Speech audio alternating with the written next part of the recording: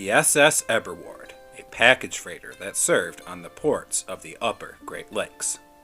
The EBER WARD was built by the F.W. Wheeler and Company in West Bay City, Michigan. She was launched in the spring of 1888, and she was named after ship owner and industrialist Eber Ward. The EBER WARD was registered in Detroit, Michigan on July 21, 1888, as a package freighter for the Detroit and Lake Superior line. The EBER WARD had a tonnage of 1,344 tons, and she had a length of 213 feet. She also had a draft of 22 feet. For propulsion, she had a steam propeller, fore and aft compound engine, and she could have a crew of anywhere between 12 to 15 crew members aboard her at a time. The EBER WARD transported things such as corn, around 55,000 bushels to be exact, for her cargo. The EBER WARD was built with 2 decks and could handle package or bulk freight of general cargo. She was also fitted with a powered unloading apparatus for grain cargo. In the EBER WARD's later years, she even sported electric lighting on her.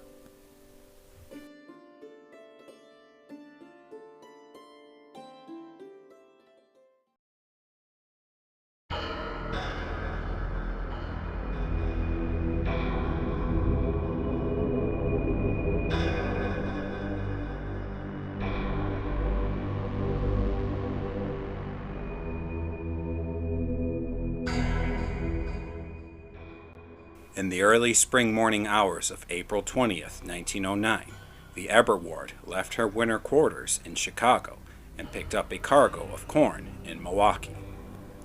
She was bound for Port Huron. Being that it was still early spring in the Straits of Mackinaw, there was still residual ice out in the straits. The EBER WARD was under the command of Captain Timmins LeMay, if I am saying his name correctly. As Captain LeMay moved his vessel forward in the straits, he thought to himself that the ice up there was still slush. However, it was not. Captain LeMay tried his best to navigate the obstacle field of ice all throughout the Straits of Mackinaw.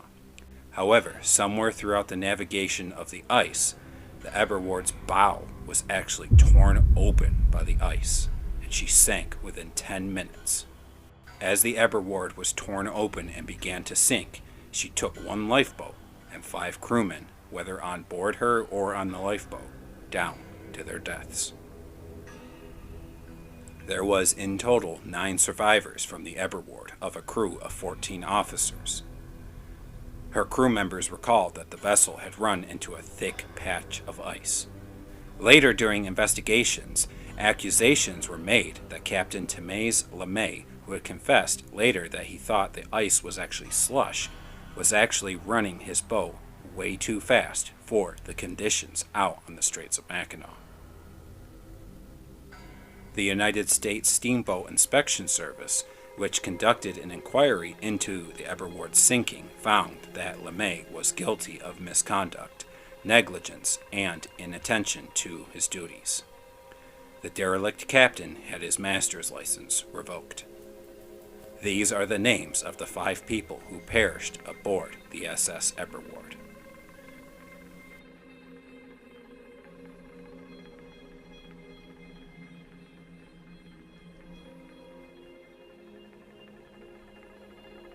Altogether, the EBER WARD had 21 years of good service and a few different changes of ownership throughout her service. The wreck of the SS EBER WARD was rediscovered by divers in 1980. The 5 crew members that were killed in the sinking are memorialized by the vessel's wreck. This now forms part of the Straits of Mackinaw Shipwreck Preserve. The wreck of the EBER WARD sits upright with cabins missing, but her hull still intact mostly.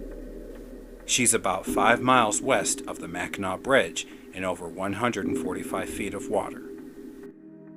Due to the depths of where the EBER WARD rests, it is a very advanced dive and caution is very much insisted upon. There is equipment that is disturbed all around the deck, and several anchors actually decorate the bow of the EBER WARD. This including a rare mushroom anchor just above the ice-damaged timbers. The engine room and cargo holds are also accessible to the advanced trained divers who visit her. The smokestack and damaged lifeboat are off to the starboard side of the upper ward. The site is normally marked from late May to mid-September with a bow and stern buoy. The moorings make the wrecks easier to locate when divers choose to go out and visit them. This promotes safe diving while protecting as well the shipwrecks from damage from any anchors and hooks of other passing vessels above.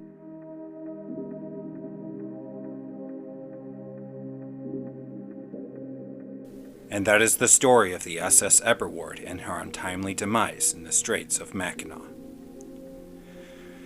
Well, everyone, very sad that these poor 5 guys, I'm guessing, I think they went down with the EBER WARD. I could be totally wrong. Maybe they went down on the lifeboat as well, as it was saying earlier, and then maybe that got sucked under. I'm not quite sure. It's very possible either one could have happened. I'm pretty sure, though, they did go down with the EBER WARD herself when she sank. I mean, 10 minutes is pretty quick, especially when you hit large patches of ice like that, and yeah, just to get ripped open like that. Yeah, that must have been something.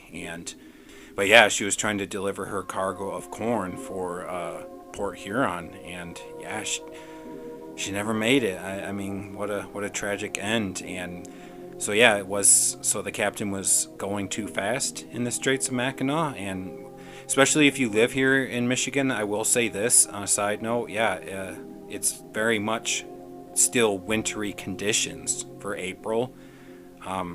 Heck, even sometimes into May, we'll still get snow up here at times, and it really takes a while for the Great Lakes to completely thaw out for any ice, and I'm assuming that's totally true for the Straits of Mackinaw as well. But tell me what you guys think down in the comment section below, if there's more information available about this ship and her terrible crash into the ice like this and ripping open. It's very sad. I'm definitely open to more information about her, and I wanted to get this story out here, as well as to honor the men that were lost on her, for sure. I will again list their names at the end of this video in loving memory, and if there are still, because there are still family members alive today from these wrecks, I hope that's respectful for them. And but yeah, that is the story of the EBER WARD.